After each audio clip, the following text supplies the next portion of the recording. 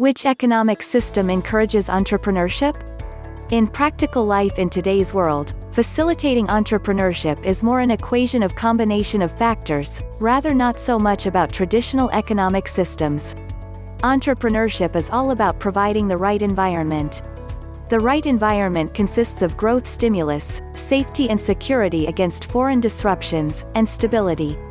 Books can be and have been written about these subjects and their interplay. However, for the sake of this answer, let's look briefly at each of these factors. Growth stimulus. Reducing red tapeism and bureaucratic hurdles is the single most important factor to provide an incentive to launch new businesses and grow existing ones. Licenses, permits, and other pre-requirements to start, run and grow a business must be maintained at the lowest level, which provides enough regulation while giving the confidence that policymakers and policy enforcers are on the same side as the businesses.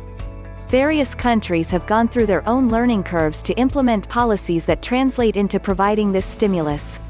The countries where licensing conditions and red tapeism were eased witnessed an outbreak of entrepreneurial activity, ushering in an era of growth and development. China and India are prime examples, though with very different economic and political structures. Businesses will find the right equilibrium to meet the demand, while developing a product maturity cycle that is reflective of the size, scale and type of market. The product quality, rights of consumers, etc. are finer points, though vastly important towards development of marketplaces. Telling businesses how much to produce or where and how to sell are not good policies unless required for very specific reasons. Safety and security. Chances are that for majority of business results and products, there are better alternatives available in foreign markets. Relaxation in government policies shouldn't preclude domestic firms to be stifled by relaxed importing norms, rather should protect domestic players to find their own standing in the ruthless world of better product at cheaper prices. Further, the protectionist policies must pave way for firms becoming export-oriented and not limited by only domestic demand. Becoming strong business globally versus a strong domestic business are completely different ball games, and one cannot compensate for the other. For the economy to grow strong and avoid pitfalls of over-reliance, focus on protecting internal markets and export growth are both equally vital. Stability. Investors, global or domestic, value one thing more than all others: consistency and stable environment. Change is inevitable, requirements will change, necessitating new policies, yet change should not be that frequent and drastic that people lose their confidence in the government's abilities to lead.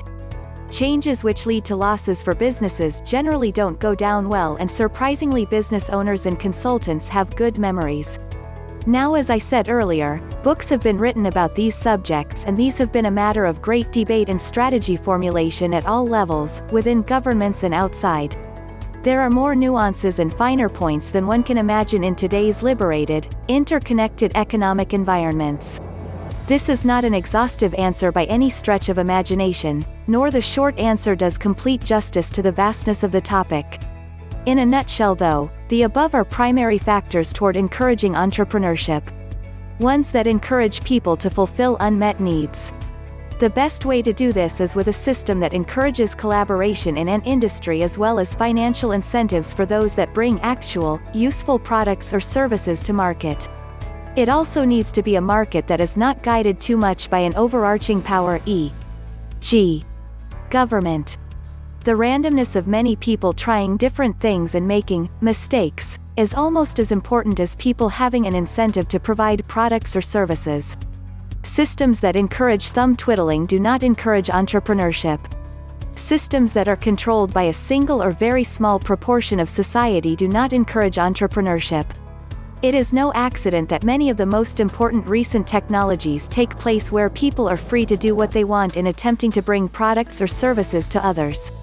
The vast majority of useful innovations come from state-funded research, however the actual commercialization of these inventions has come from the private sector. So do you want more useful advances? Increase the funding for state research. Useful advances mass-produced and in the hands of the people. Now you need entrepreneurs. How do you get more? A decent safety net. Very few people will gamble with the health of their children. Make more capital available to people who are willing to work on improving things. The USA historically has been quite good at this. but over the last 30 years they have lost their edge as more and more wealth has become concentrated in fewer and fewer hands.